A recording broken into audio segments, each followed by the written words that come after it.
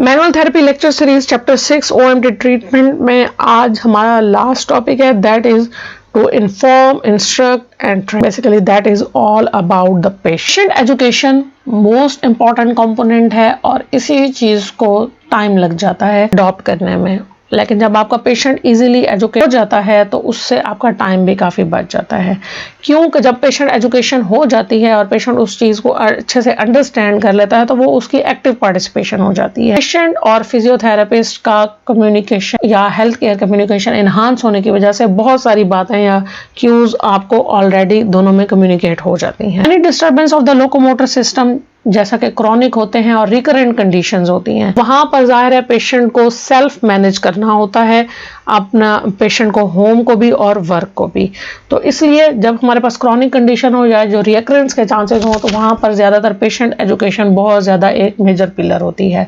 Our manual therapy system stresses the role of patient in reestablishing and maintaining normal mobility, preventing recurrence and in improving musculoskeletal. यही बात है कि patient ही का जो है वो मेजर रोल है कि वो अपनी नॉर्मल मोबिलिटी को मेंटेन रखे, रिकरेंस को प्रिवेंट करे और अपनी मस्कुलोस्केलेटल ओवरऑल हेल्थ को मैनेज रखे। So in addition to home exercise, हम पेशेंट को activities of daily living, ADL, body mechanics और ergonomy, body mechanics even at home, playing activities, outdoor लेयर एक्टिविटीज पर भी रिकमेंड करते हैं। एर्गोनॉमिक मीन अगर आप ऑफिस वर्कर हैं या कोई भी लॉन्ग टर्म आपके सिटिंग्स हैं तो वहां पर हम उनको postural evaluation and things uses सिखाते हैं। Instruction should be given not only in home exercise but in method for pain relief, for example traction, ice, heat and taping. अगर पेशेंट है उसको ड्यूरिंग इन चीजों में कोई पेन होता है, उसे पेन रिलीफ का भी बताएंगे, ट्रैक्शन के बारे में भी, uses of ice, heat and taping भी साथ गाइड। होम इंस्ट्रक्शंस भी पेशेंट के लिए जरूरी हैं। अगर उसकी न्यूरोलॉजिकल सिम्टम्स, एक्टिविटीज हैं वो सारी एग्जैगरेबेट कर देती हैं उसके सिम्टम्स को, तो होम इंस्ट्रक्शंस जरूरी हैं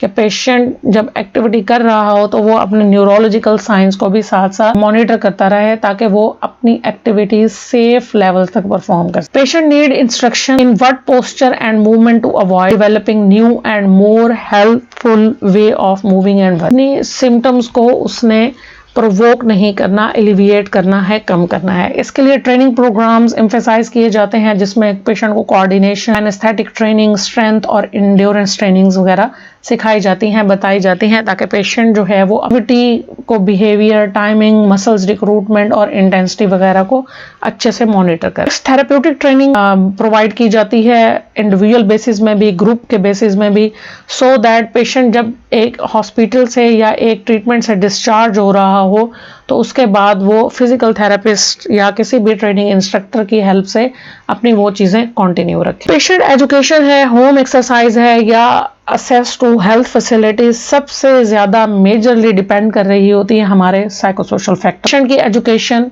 पेशेंट का पेन और डिसेबिलिटी, ये मेजर कंट्रीब्यूटर हैं जो किसी चीज को यूज करने में या कंटिन्यू करने में लॉन्ग टर्म इफेक्ट कर रहे होते हैं। So a successful treatment outcome depend upon the practitioner ability to recognise and manage complex interaction between pain and deconditioning, fear and avoidance, जो हमारे पास नॉर्मली पेशेंट करते हैं पेन की वजह से यूटिलाइज नहीं करना चाहते चीजों को, या ड्यूरिंग अपना जो पैथोलॉजी है, डिसेबिलिटी है, पेन, पेशेंट एक डिप्रेशन में भी चला जाता है, एंगर में भी चला जाता है, बार बार हेल्थ केयर को विजिट्स करने, सेशंस लेने में उसको फ्रस्ट्रेशन भी हो जाती है, या उसके पास आइट्रोजेनिक्स फैक्टर्स आ जाते हैं। फैमिली का बहुत ज्यादा मेजर रोल होता है, सोशल इकोनॉमी बहुत बड़ा एक ब्रॉड स्पेक्ट्रम है जो इन सब चीजों को यूज करने में डिस्टर्ब करता है, as well as occupational factor in these patient. ये सारी चीजें भी पेशेंट को एजुकेट करने में या उसकी ट्रीटमेंट को लॉन्ग टर्म में जाकर यूटिलाइज करने में भी अफेक्ट कर रहे होते हैं। रिसर्च हो रही है इन चीजों के बारे में, फर्दर रिसर्च हो रही है एक वैलिड मेजरमेंट टूल्स को डेवलप करने में, ताकि हम फिजियोथेरेपी प्रैक्टिस को मोर प्रिसाइज कर सकें, अपना जो असेसमेंट है और डायग्नोसिस है या पेशेंट का जो रिस्पॉन्स चेंजेस हैं उनकी मॉनिटरिंग एक वैलिड मेजरमेंट टूल से कर सकें। ऐसे टूल्स जिनकी वैलिडिटी और रिलायबिलिटी दोनों हो, चाहे वो इंटररेटर हो या वो intrarater. All for the chapter interrater reliability इस लेक्चर में मैं नहीं डिफाइन कर रही, इसके लिए रिसर्च से रिलेटेड हमारे पास प्लेलिस्ट मौजूद है, वहां जाकर आप इंटररेटर, इंट्रारेटर रिलायबिलिटीज, वैलिडिटीज को इजीली एक्सप्लोर कर सकते हैं। Thank you.